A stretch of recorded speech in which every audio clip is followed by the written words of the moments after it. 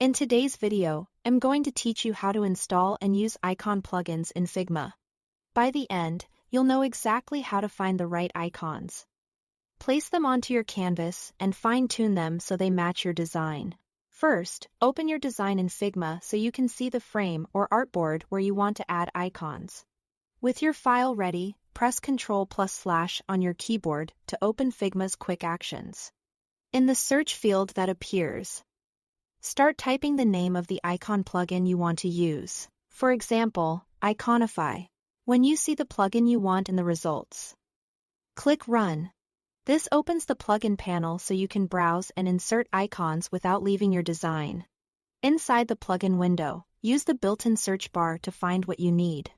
Think in simple keywords like search, user, or menu. If you don't get what you want right away, try a related term or singular versus plural. Many icon sets also include outline and filled variations. So choose the style that best fits your interface and keeps your visual language consistent. To insert an icon, you can simply click it and it will drop onto your canvas, or drag and drop it directly into the frame where you want it. Dragging can help you preview placement as you hover, which is useful when you are working with tight layouts.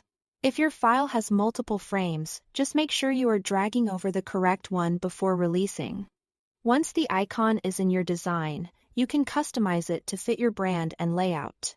Most icon plugins allow you to adjust color, size, and orientation either before you place the icon or after it's on the canvas. If you are resizing, keep an eye on proportions so the icon doesn't look stretched. Holding a modifier key while scaling often helps maintain the aspect ratio. For orientation, a quick flip or rotate can align the icon with your design pattern, such as pointing arrows or mirroring chevrons. Icons added from plugins are typically inserted as editable SVG vectors. That means you can refine them further inside Figma, like adjusting stroke weight, tweaking corner radiuses, or aligning them to your grid for pixel-perfect results. Because they're vectors, they'll stay crisp at any size, which is ideal for responsive interfaces and different screen densities. That's it.